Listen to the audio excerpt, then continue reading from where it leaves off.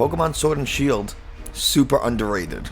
Hey, Nick from 9Card TCG, and today we're going to talk about probably my favorite game in the Pokemon franchise, and that is Pokemon Sword and Shield. I think it is extremely underrated. I think it gets a lot of unnecessary flack, and I'm going to talk about why.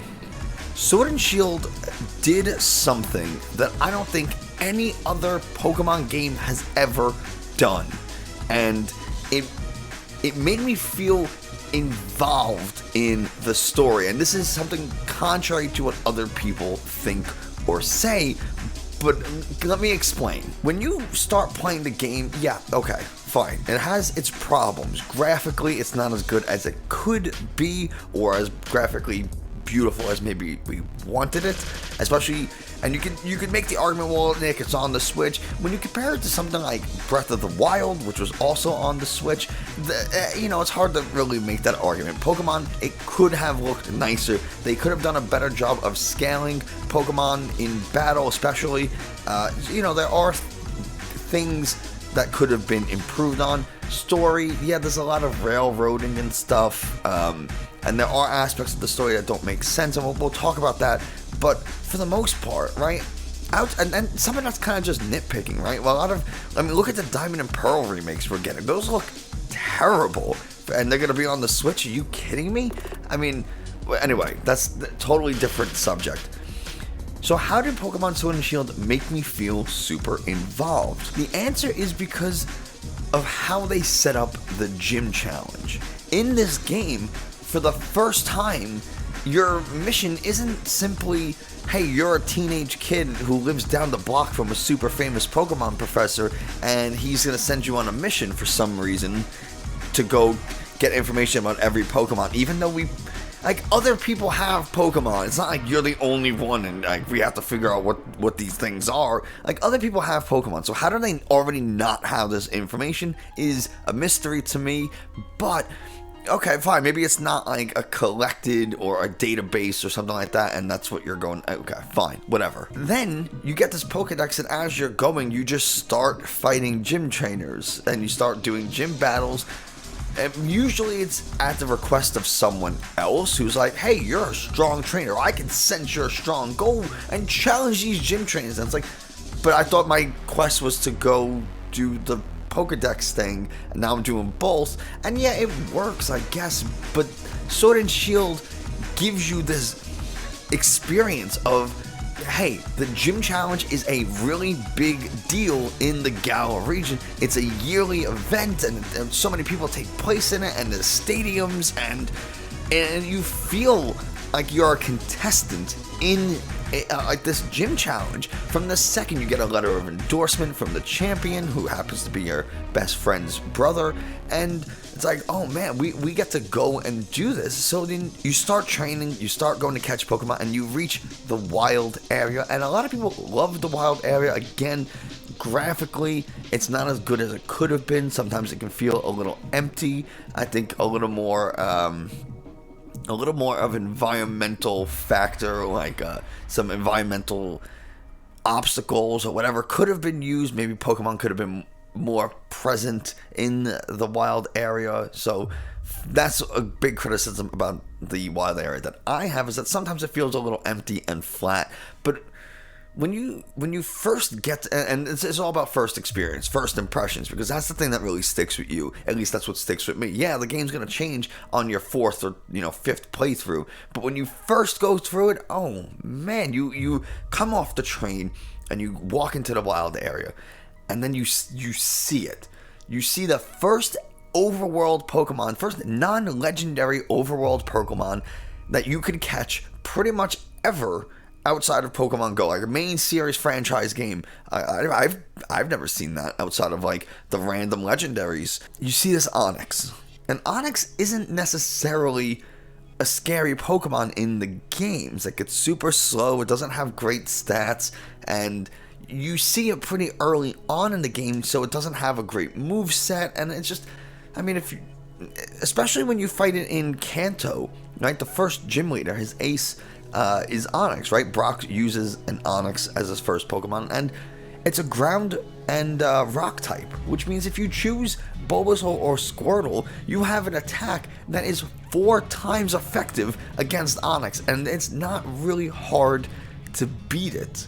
So there's no, like, you know, it's a little higher level than maybe your Pokemon are when you go to fight it. So, like, that's the only, like, scary factor of this Onix. But when you go into the wild area, now you see this giant Onix. And when you encounter it, it says you've encountered a very strong Onix, or whatever it says. And now this Onix is significantly higher level than you, to the point where you can't even catch it. And even if you do have a Grookey or a Sobble, it's still probably gonna wipe the floor with you. And so, like, there is this sense of, oh man, I need to get out of here. I need to run, or I'm gonna use all my potions. Maybe your Pokemon faint from that encounter, and you're like, I'm not gonna do that again. And then it sets this sense of, like, I need to get stronger. Like, the world is strong, or the world can be scary. I need to get better. I need to get better Pokemon. I need to get stronger move sets, type advantages, all this kind of stuff. And then you continue traveling to the wild area, and you start seeing more overworld Pokemon, not in the grass, kind of walking around in between the path. And you're like, I'm not gonna run into this Pokemon because it's gonna be too strong. It's gonna beat me. So there's a sense of avoidance, and, like, that's never happened before. I've never gone out of my way to avoid a Pokemon because I was afraid it was going to be way too strong for me. It's only happened in Sword and Shield. So you get to your first destination, which is Motostoke City, and you start the opening ceremony. Like, it has an opening ceremony. It's like the region's Olympics or something. Like, it's a really big deal, and you get your uniform, and you get to see other trainers. That is a huge thing for me, being able to see other trainers, because in the entirety of the Pokemon franchise, who are the other trainers that you encounter? Random people standing on the road, and your rival, and whatever gym leaders and Elite Four. Like, that's it. Those are the trainers in the game. But now, you know, you feel like other people are competing with you. And when you first get to you get to the first gym at Turffield Stadium, there's a bunch of trainers, and then by the time you get to the 7th, 8th gym, there's like 4 of you or something like that, is whatever they say. I think they tell you how many, and it's not a lot. And that is a really cool aspect, to be like, it's getting funneled down. Only the best trainers are continuing or have made it this far. And I think that's a really big deal, because that's what would happen in real life. They go out of their way to make the statement that the first 3 gym trainers, or the gym leaders, are the easier ones, and that most people don't even get that far. So, like, it makes you feel good. Like, man, I am accomplishing something. My character is strong. Like, I know what I'm doing, and, like, you just feel good about getting past the 3rd gym leader, and, like, all right, this is where things really pick up in terms of difficulty as far as the gym challenge is concerned. Whether or not it actually picks up in difficulty for you as an experienced player, and for me as an adult, is a different story, but the fact is, the game makes you feel kind of good about it. Eventually, you progress through the story, and I know there's some criticism about Rose being the, evil boss and stuff, and, like, he's trying to bring about the darkest day and Eternatus, and, like, it's never really explained why. But, like, at the same time, why does Team Aqua want to flood the world with Kyogre? Why does Team Magma want to bring out Groudon to, like, destroy everything? Like, none of it makes sense. All these evil plans that these organizations come up with, none of them makes sense. It's all about destroying the world. Pokemon Black and White and Black and White 2, the plot of Black and White 2 is this guy wants to, get these legendary Pokemon and turn the world into ice. Why? What will that do except for kill all the Pokemon, kill all the people on the planet in which you live? Like, how do you think you're gonna survive on this planet when it's entirely encased in ice? All the things you eat are going to die, minus, I guess, the ice and steel Pokemon. None of these plans make sense, and to sit there and use that as an argument as to why Sword and Shield is worse than the other games is, in my opinion, not fair, right? You're just using it because you don't like it for some reason. And could they have explained it better? Could they have fleshed it out better? Sure. But I mean, none of these evil plans ever make any sense. They just don't make sense.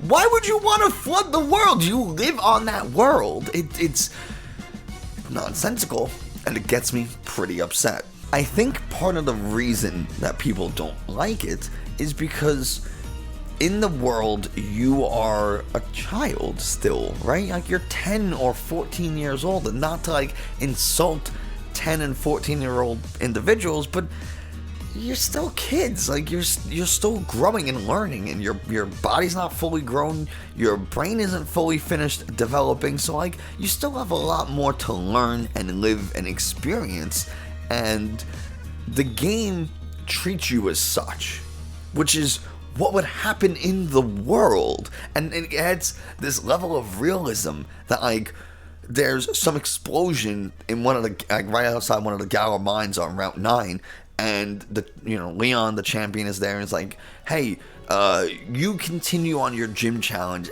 Me and the other adults will look into this. And it's like, yeah, that's what should happen. I'm a child in the game. Like, the game doesn't know that I'm a 40. Oh, God. Bruh. I'm not 40. The game doesn't know that I'm a 31-year-old man who's been playing Pokemon since he was 9. The game doesn't know that. The game treats you how your protagonist character would be treated in the real world. And I know you watch, the Pokemon anime, or you watch other TV shows and whatever, and it's like, the main characters are the main characters in the show. In the real world, guess what happens? Some emergency happens, and a 14-year-old kid's not just gonna walk onto the scene and be like, I'll handle this. Like, the police are gonna be like, get out. Like, it's not safe for you, go home. And that's what the game does. And I know for some people that's not exciting or fun. You feel cut out from the story. It builds a little bit of suspense. Like, what's going on? What's happening? Why is this happening? And then when you finally find out later in the game that Rose is responsible for this, you're like, oh, snap. Probably not that extreme. You're like, oh yeah, I kind of see that. He was always way too nice from the beginning. So some people don't like to be cut out from the story like that. I don't think it's being cut out of the story. I look at it as, this is a real world where the gym challenge is serious and it's a major event. Emergencies happen and it's left to the adults. And yeah, like, why is that bad? Why is that far-fetched? Like, that's how the world works, and it makes you feel engrossed in the game. In Pokemon Red and Blue, what happens? A 10-year-old takes down an entire criminal organization, one that the police can't even do. One 10-year-old child, maybe you could say Blue helped them a little bit. Fine. Two 10-year-old children take down the most notorious criminal organization and their leader by themselves. No aid from the police. Come on. That's absurd. That's ridiculous. I've always hated that. How bad are other people at, Pokemon battles and Pokemon training that, like, a 10-year-old child who started only 2 weeks ago would be able to go and defeat adults? Like, it just doesn't make sense. The last thing about Sword and Shield is people give the game issue, or they don't like the game because of the character development. They said that the characters are pretty flat, unidimensional, and I can kind of agree with that, right? Obviously, we have to exclude our protagonists because they never have any lines, or they're just there. Like, in this game, you get to say things, you get to choose lines occasionally, but they never have any meaning or consequence, and so it doesn't really matter. I think it's a nice gesture for the game to be like, how would you phrase this, I guess? I mean, it's whatever. It's irrelevant for the most part because it doesn't change anything. It would be interesting if a Pokemon game kind of had like a Witcher style conversation system where how you talk to people affects how they treat you, and like the information you get on how to solve different puzzles, or like information helping you find, say, Team Rocket, for example, or Team Plasma or whatever. So like I think that would be really interesting, but it's a Pokemon game, so we're not gonna get that. We can hope, and maybe someone watching can make their own, I guess, because that's what we have to do in the Pokemon community to get good games sometimes. But you know, so we have to exclude our character. Other characters, like, people hate Hop. People really hate Hop, and I do too, but not for the same reason other people do. I hate him because of his insufferable attitude of comparing himself to his brother, which is a totally normal response or phenomenon that, like, someone who has a brother or a sibling who is, you know, really accomplished, well, they're gonna feel compelled to try to reach the same level, or if not surpass them. You see this all the time with parents and children and sibling rivalry and stuff. Like, it's super common, so I get it. It's just, I think it's too easy of a you know, trope, I guess, to make his character. But people hate that he, you know, was trying to be a trainer, and then all of a sudden he just becomes a researcher. And it's like, why is that a bad thing? The thing I love about Hop is that he openly admits he doesn't have synergy with his team. He doesn't understand how to use his team, and he's trying different things and different strategies and Pokemon, and it's not working.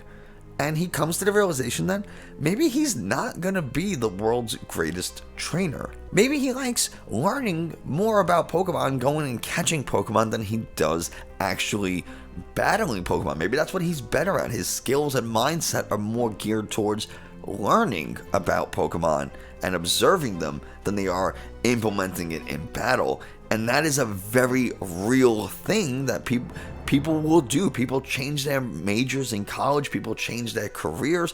People find that they're more suited for certain jobs and have certain skills that can be applied differently in life than they maybe had initially hoped or thought for that, you know, their life would go in. And I think that is an extremely real aspect to human beings, and I love that it's included in the game. Yeah, it's a Pokemon game, so Hop's gonna get the happy ending. You know, Sonia is another one who, you know, again, it's the same as Hop, right? Her grandma was this accomplished researcher, and so now she has to go and become an accomplished researcher.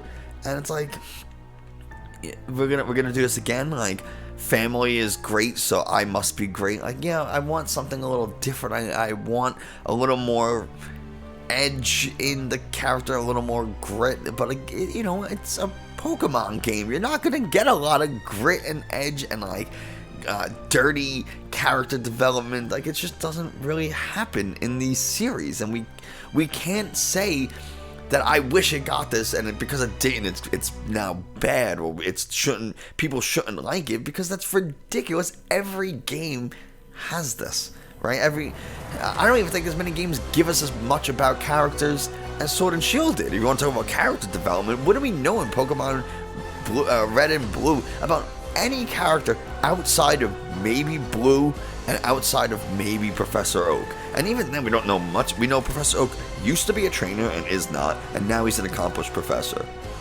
His grandson is Gary. He lives in Pallet Town. He may or may not have a thing for Ash's mom.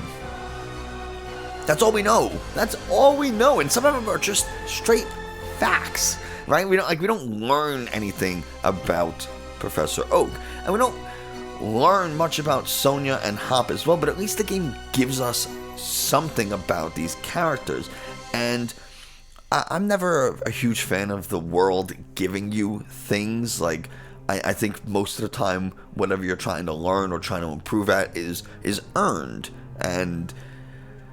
But in science, it's a little different. So one of the scenes that initially bothered me was Sonia discovering the statue behind the wall that Bede destroys with Rose's Cooperage.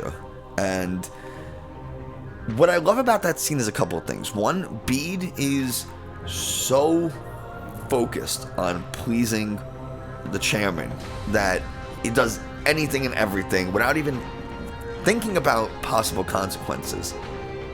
Rose, on the other hand, sees this as an attack on Galar and says, no, like, what are you doing? I never asked you to do this. Like, you're disqualified from the player, from the gym challenge. And I think that's great.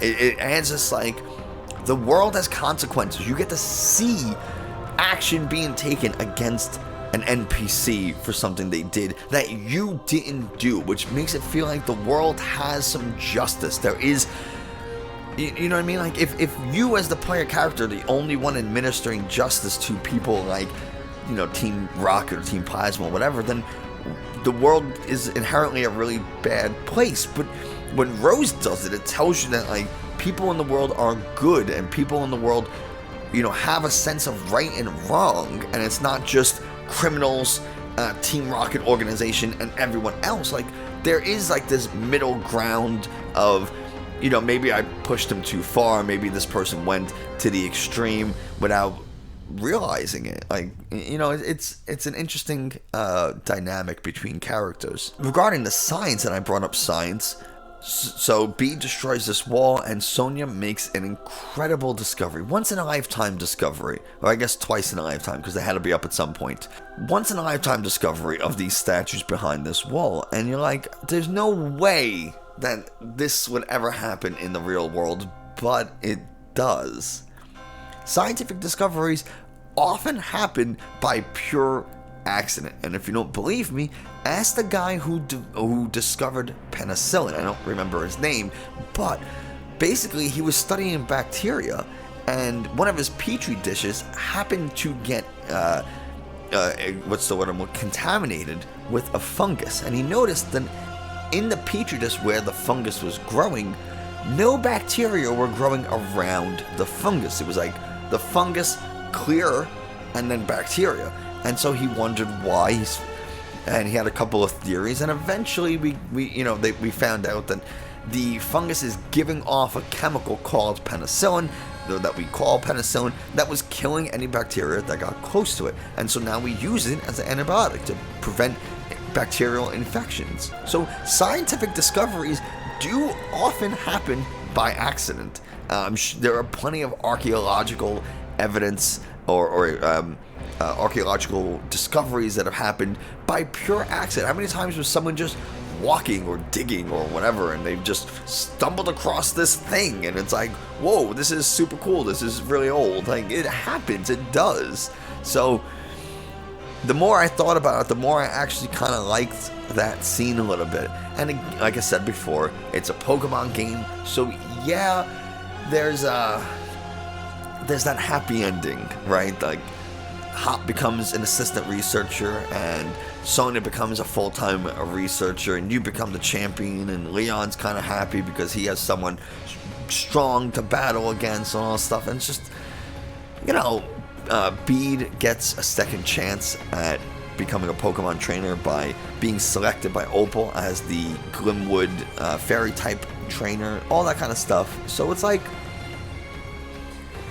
yeah, the real world doesn't always go like that, but that's what I look for in Pokemon games. I love trying to tie together the real world, the world that we live in and can relate to, and bring Pokemon into that world, or at the very least push our world onto that world, because it makes the game feel more real. You can build a stronger connection to the world when you can relate to it. If it's just fighting animals that, you know, they can shoot laser beams from their eyes and all this kind of stuff, like, yeah, it's fun and it's enjoyable, but for me personally, it's much more enjoyable when I can feel a sense of connection to that world. I honestly think that's why I enjoyed the card game more than I enjoyed the video game. Like, I feel a stronger connection to my cards, to my Pokemon cards, than I do to any Pokemon I've ever had in the video game, doing a Nuzlocke or not. And I think the reason for that is because I can feel it. There's this tangible aspect to it. It's in my world, and I can use it and show people and do, like, it's just, I can manipulate the card, you know, like, there's just this, because I can relate to it. I've used other cards in the past and those kinds, like, it's in my world, I can relate to it. I would care more if I lost my cards than if my, game file got corrupted and I had to start over. Like, it would suck, but like, I wouldn't care that much. The worst thing that would happen is I would lose my Battle Tower title of Battle Tower Master or whatever, like, and I would just do it again. Like, okay, whatever. That's the worst thing that would happen. I'm hoping that we do get an additional. So there's rumors that we'll get a third DLC for Sword and Shield, and I really hope we do. Yes, I mean, I want the DLCs to add a little bit more than just legendary hunting and maybe 2 hours worth of story. But I think with the way things are going, I'm really hoping that Legend of Arceus or Arceus, I think it's Arceus, right? Legend of Arceus pushes the level of connection from our world to the Pokemon world more than we've ever seen. That's what I'm really hoping for in that game. I want you to walk out into the world and feel like you are exploring a national park that you can go to tomorrow, right? Like, that's what I want in the game anyway. Let me know in the comments below what you think, what you look for in the game. Do you want pure, unbridled fantasy, or do you want that level of connection that you can make a bond with the game and the characters and individuals in that game? If you enjoyed this video, do me a favor, hit the subscribe button and bell notification so that you never miss another video. And if you really want to help out the channel, well, then leaving a like is the best way to do it. And if you're watching this and you're like, I need more of this guy in my life, well, you can follow me on Twitter and Instagram, links in the description below. That's going to do it for us today. Thank you so much for watching, and I will see you next time.